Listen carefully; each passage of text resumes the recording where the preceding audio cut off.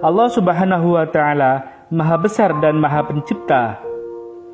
Allah menciptakan jagat raya ini lengkap dengan isinya, bumi beserta isi alamnya, menciptakan langit dengan mataharinya, bulan, planet, dan bintang-bintang lainnya. Allah Subhanahu wa Ta'ala juga menciptakan para malaikat. Malaikat adalah makhluk ciptaan Allah yang selalu tunduk dan beribadah kepadanya.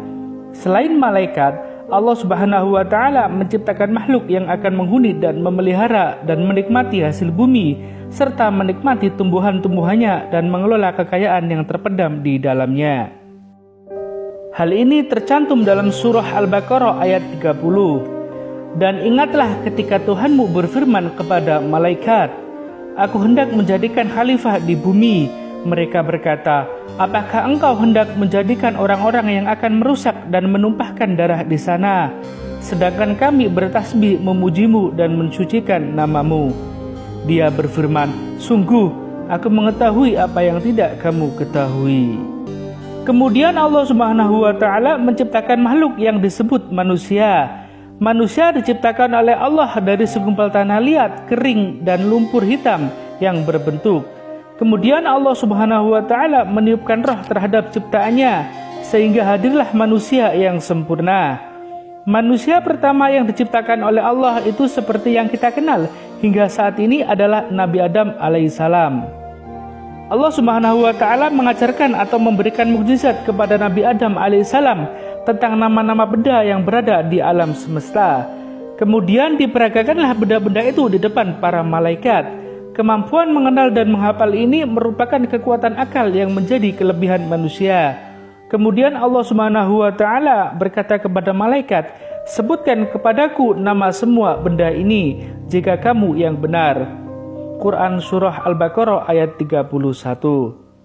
Para malaikat tidak berdaya untuk menjawab pertanyaan dari Allah Subhanahu wa Ta'ala, yaitu untuk menyebutkan nama-nama benda yang berada di depan mereka. Mereka mengakui ketidaksanggupan mereka dengan berkata, "Maha suci Engkau, tidak ada yang kami ketahui selain apa yang telah Engkau ajarkan kepada kami. Sungguh, Engkaulah yang Maha mengetahui, Maha bijaksana." Atas kemuliaan berupa kemampuan akal yang diberikan oleh Allah Subhanahu wa Ta'ala kepada Nabi Adam alaihissalam, maka Allah memerintahkan kepada semua makhluknya untuk bersujud kepada Nabi Adam alaihissalam. Akhirnya semua malaikat bersujud kepada Nabi Adam kecuali iblis. Iblis membangkang dan enggan mematuhi perintah Allah Subhanahu wa Ta'ala untuk bersujud di hadapan Nabi Adam alaihissalam sebagai penghormatan bagi makhluk Allah Subhanahu wa Ta'ala yang akan diberi amanat menguasai bumi dengan segala apa yang hidup dan tumbuh di atasnya serta yang terpendam di dalamnya. Iblis merasa dirinya lebih mulia, lebih utama dan lebih agung dari Adam. Karena ia diciptakan dari api, sedang Adam dari tanah liat dan lumpur. Iblis merasa rendah apabila bersujud menghormati Adam seperti para malaikat. Meskipun telah diperintahkan oleh Allah Subhanahu wa Ta'ala, iblis termasuk makhluk yang sombong dan kafir karena tidak mau menuruti perintah Allah. Kesombongan, kecongkakan, dan pembangkangan iblis terhadap apa yang diperintahkan Allah Subhanahu wa Ta'ala. Allah menghukum iblis dengan mengusirnya dari surga dan mengeluarkannya dari barisan malaikat dengan disertai kutukan dan laknat yang akan melekat pada dirinya hingga hari kiamat. Di samping itu, ia dinyatakan sebagai penghuni neraka. Iblis dengan sombongnya menerima dengan baik hukuman Tuhan itu dan ia hanya mohon agar kepadanya diberi kesempatan untuk hidup kekal hingga hari kebangkitan kembali di hari kiamat. Allah Subhanahu wa Ta'ala mengabulkan permohonannya.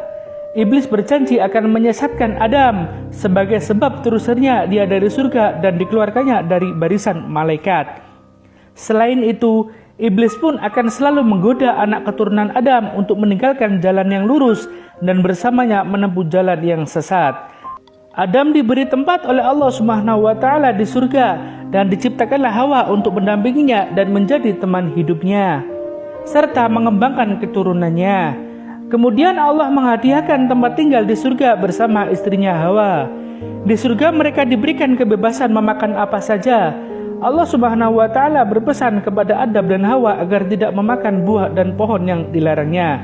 Seperti dijelaskan dalam Al-Quran Surah Al-A'raf ayat 19.